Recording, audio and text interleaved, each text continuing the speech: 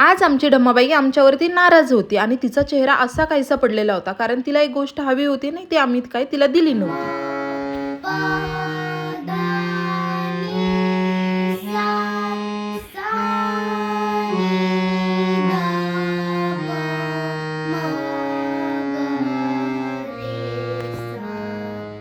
आता तुम्ही बघितलंच असेल, वेदू पेटी वाजवायला गेलेली होती आणि तिने तो हट्टच धरून ठेवला की मला पण पेटी पाहिजे आहे. आता एवढ्या लवकर तर पेटी नको म्हणून आम्ही तिला जरा ओरडलं, म्हणून तिचा चेहरा तो पडलेला होता. आता आम्ही घरातले सगळे कामं आवरलं, आमचं पण आवरलं आणि आम्ही निघालेलो होतो एका पेशंटला भेटण्यासाठी. तिथे गेल्याच्या नंतर त्यांच्या घराच्या बाहेर एवढे मस्त फुलांचे झाडं होते.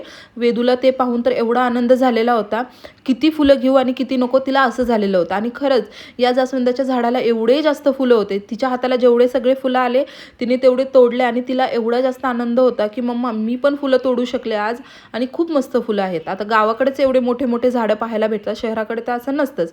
त्यानंतर आम्ही येऊन पोहोचलो इथे महादेवाच्या मंदिरामध्ये. आता हे जे मंदिर आहे ना, हे जागृत देवस्थान आहे, म्हणजे लिंपणगावचं सिद्धेश्वर मंदिर आहे. आम्ही तिथे आलो. तिथे आल्याच्या नंतर एवढं प्रसन्न वातावरण, एवढी शांतता तिथे होती, मस्त असं वाटलेलं. आणि आम्हाला असं वाटलेलं की इथे गुरुजी पण इथेच असतील.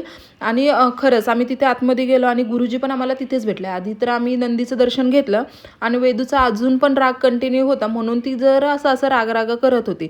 तिला म्हटलं, समजवलं की वेदू असं नाही, असं करायचं. त्यानंतर आतमध्ये गेलो, महादेवाचं दर्शन घेतलं आणि लकीली म्हणजे आपण म्हणतो ना की जर मनात भाव असेल ना तर देव भेटतोच. आणि झालं असं की आम्ही जेव्हा मंदिरामध्ये प्रवेश केला तेव्हा तिथे अभिषेक चालू होता आणि आम्हाला आरती पण भेटली. खूप मन प्रसन्न झालं की आपण जे म्हणजे आपण अपेक्षित पण नसतं त्या गोष्टी घडून जातात कधी कधी.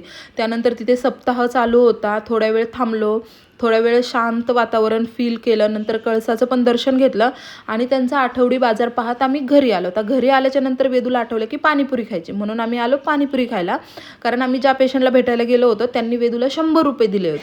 आता माझ्याकडे पैसे आहेत म्हणून मीच ऑर्डर करते, म्हणून तिने तिच्यासाठी आणि माझ्यासाठी पाणीपुरी ऑर्डर केली आणि त्यांनी त्यांच्यासाठी ओली भेळ घेतली.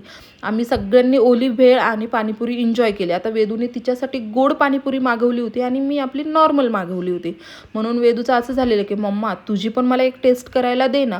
आता तिच्या ताटात किती पण असू द्या, पण तिला माझ्यातली खायचीच असते नेहमी, म्हणून तिला एक भरवली आणि शेवटी मस्त अशी कोल्ड कॉफी घेतली. व्हिडिओ कसा वाटला नक्की कमेंटमध्ये सांगा आणि सबस्क्राईब